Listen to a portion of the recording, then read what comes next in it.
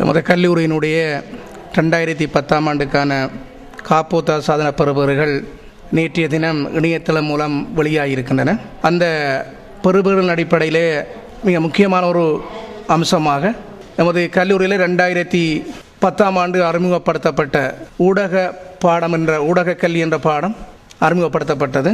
அந்த மாணவர்கள் 2011ஆம் ஆண்டிலே காப்போத்தா சாதன பரீட்சை தோற்றி அது 15 மாணவர்கள் தோற்றினார்கள்.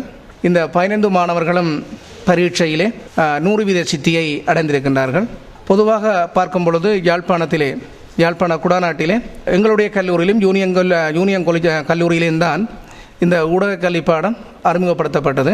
அந்த வகையில் எங்களுக்கு கிடைத்திருக்கின்ற பெறுபவரானது 100% பெறுபவரானது மாணவர்கள் மத்தியிலும் அதை கற்பித்த ஆசிரியர் திருவாளர் ராஜேஸ்வரன் அவர்கள் மத்தியிலும் ஒரு பூரண திருப்தியை ஏற்படுத்தியது மட்டுமில்லாமல் பாடசாலை சமூகத்திலும் திருப்தியை ஏற்படுத்தியதோடு மட்டுமல்லாமல் நான் நினைக்கிற ஒரு சமூகத்தில் ஒரு விழிப்புணர்ச்சியை ஏற்படுத்தி இருக்கிறது.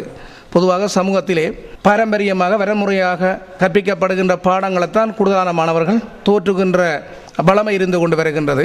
ஆனால் இன்று சர்வதேச ரீதியாக ஊடக துறையானது எழுச்சி கொண்ட ஒரு துறையாக இருப்பதனால அந்த துறையை நோக்கிய வேலை வாய்ப்புகள் நிறைய காணப்படுகின்றன. உள்நாட்டிலும் சரி வெளிநாட்டிலும் சரி நிறைய வேலை வாய்ப்புகள் காணப்படுகின்றன.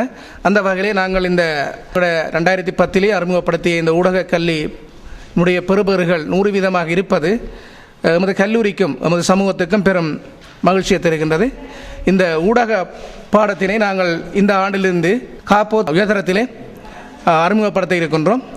எமது கல்லூரி மாணவர்கள் மட்டுமின்றி யாழ்ப்பாணத்தில் இருக்கின்ற ஏனைய மாணவர்களும் இந்த ஊடக பாடத்தை கற்க விரும்பினால் நமது கல்லூரியோடு தொடர்பு கொண்டு அதற்கான அனுமதியை பெற்றுக்கொள்ளலாம் என்பதையும் இந்த சந்தர்ப்பத்திலே கூறி, எங்கள் கல்லூரியில் மட்டுமில்லாமல் ஏனைய கல்லூரிகளிலும் காலத்துக்கேற்ற வகையில் அல்லது தொழில் வாய்ப்புக்கு ஏற்ற வகையில் பாடத்தெரிவுகளிலே மிக கூடிய கவனம் எடுக்க வேண்டும். அந்த வகையிலே இந்த ஊடக கற்கனறி பாடத்தை ஏனைய கல்லூரிகளும் காப்போத்தா சாதனத்துக்கு அறிமுகப்படுத்தினால் விரும்பத்தக்கது என்பது என்னுடைய ஒரு ஆசையாக இருக்கின்றது.